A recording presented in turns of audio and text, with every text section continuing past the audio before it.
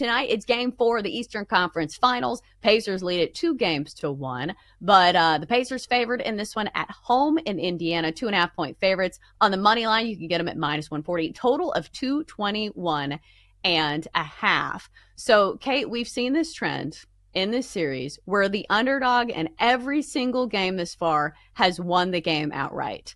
Is that a trend that you're following here? Yeah, I know earlier when we talked about this game a little bit, I said I'm thinking about taking the points with the Knicks. I'm just going to take the Knicks on the money line. I think they win this game. They've been so good on the road throughout the entire postseason, 6-1 straight up on the road. And you look at away from Madison Square Garden against the spread, they are that's a straight up number. 3-0 straight up. Oh, and against the spread. My notes not processing right now. But so they are very good at covering on the road, winning straight up on the road. And I think the total in this one too, I would take the under. I think we're going to see a little bit lower scoring game, a little tighter game too, especially down the stretch, if this one is as close as we think it's going to be. But it comes down to the lineup changes for the Knicks. And all of that is in efforts to get the Pacers to play a little bit slower and to not push in transition quite as much, having that bigger lineup for the Knicks with Mitchell Robinson starting, Karl-Anthony Towns, that gives them a whole lot more rebounding, where then Indiana has to play a little bit bigger too, and they can't run quite as much as they like to or are used to. So I'm looking at the Knicks to tie the series up tonight 2-2, go back to MSG for game 5. And I also like the under, just thinking that if this is a Knicks game, I think those two things are correlated, the under and the Knicks winning. I think that I'm still going to take the points. Like, I agree with you on the Knicks, but we have seen this series have such close games that, like, maybe just for a little wiggle room, I'm going to take the 2.5. Like, we've seen the innings of these games. So I'll take the 2.5 with the Knicks. I do think that that's a great point that you mentioned about the size advantage that the Knicks have now realized that they do have in this one. And watching the game, Indiana has those smaller guards, and sometimes it's very obvious. Like, I think it was that one play where OG Anunoby just swatted the ball from, I think it was Andrew Nembhard. He was like trying to make a layup, and OG Anunoby just like swats it out of there and just stares him down. Because that's the thing. The Knicks have a much bigger lineup, and they have bigger guys that can, fill that role as bigger defenders, but also score, like namely Karl-Anthony Towns. And I think from a betting standpoint, it's been difficult for me because Karl-Anthony Towns has had big games, but sometimes it's dependent on the number. So I've been somebody who's wanting to take Karl-Anthony Towns props because I say, hey, he is a matchup nightmare for the Pacers, but sometimes his props have just been too high. Like the other night, I think it was 24.5, which is really high for Karl-Anthony Towns. We know he can certainly get there because he averaged 30 points against the Pacers in the regular season and had some big ones already. But he has had some games where he's been a slow starter. That last game, he really came alive in the fourth quarter. So his number today is 22.5. So it is a little bit lower than it has been. But Kate, I don't know. Like, I think that he has a big game in this one, but I feel like that number is just about right. Yeah, that number does seem right. If you look at what he's done in the last couple games in this series, 35, 20, 24, and you're right, in the last game, 20 of those points in the fourth quarter. So he basically was a nothing all game, all of a sudden comes alive in the fourth, which to me was surprising for Cat because he seems like a player that is a little bit more of like a momentum player. Like if he gets going early, he's going to have a big game, where I always think of him as like, it's hard for him to get going late in games. So he clearly proved me wrong in that sense.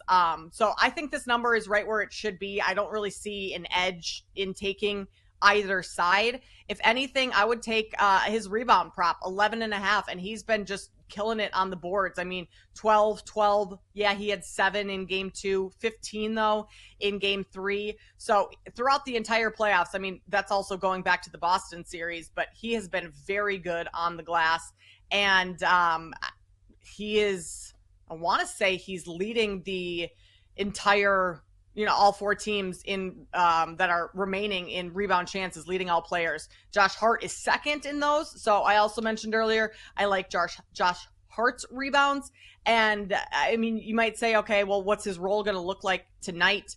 Coming off the bench, because he likely will come off the bench again tonight. He still played 34 minutes the other night, so he still played the third most minutes of any player on the Knicks. He's going to be on the floor. He's going to get plenty of action, despite maybe not starting. So Josh Hart rebounds over and Cat rebounds over. Those are my two props that I really like tonight. Well, and Josh Hart's rebound prop is not nearly as high as Karl Anthony Towns because, again, like I keep coming back to this, like I've bet on Karl Anthony Towns rebounds before, and it just feels like sometimes he just falls just short because his number is 11.5. Josh Hart is 8.5. But some of the other ways that I play the NBA is you can do these like alternate lines. So I think if you think that the number is like almost dead on, you go with the alternate one. So you can Josh Hart 7+ rebounds, maybe combine it with Karl Anthony Towns 20+ points. Let's see what that gets us. It is even money. So Kate, yes or no? Karl Anthony Towns 20+ points, Josh Hart 7+ rebounds, even money. Yeah, I couldn't argue with that. I think that's a pretty decent little mini parlay there, Chelsa. Karl Anthony Towns, if the Knicks are going to win this game, he's got to score. I guess whether it's from the jump that he gets going or late in the game, I mean, he still has put up big numbers, and 20 points is certainly not out of the question for Cat. So if you can get even money on that, I think that is a pretty good little parlay. Yeah, I think the one sabotage factor is that if Jalen Brunson takes over this game, kind of like we saw, last game where it was just him shooting the ball a lot. Because listen, like we still know that this is certainly Jalen Brunson's team. And if it comes down to it, he's going to be the guy taking the shots. So sometimes that takes away from the other players, which brings me to my next question. Do we think this is going to be another Jalen Brunson type game? It's certainly built into the number because you are never getting a bargain of a price on Jalen Brunson at his point prop. 30+ points is -110. Is it another Jalen Brunson game? Yes. I feel like every game is a Jalen Brunson game.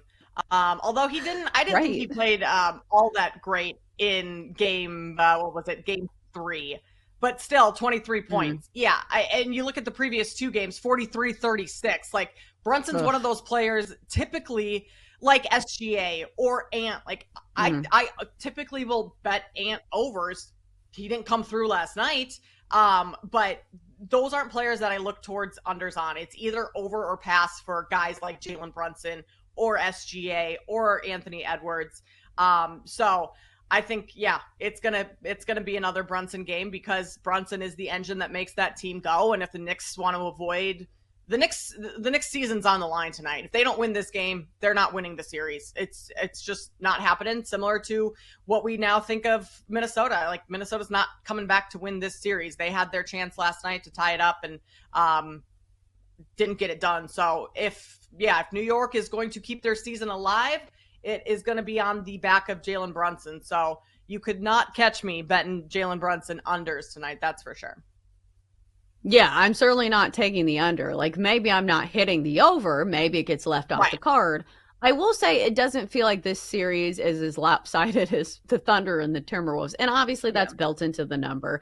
If you believe in the Knicks to still win the series, they are +170. The Pacers are -210. And I will say the longer the series goes on, the more the Pacers have an advantage simply because they have such a deep rotation and their legs are going to be well rested. And we've seen this, in some of the other series.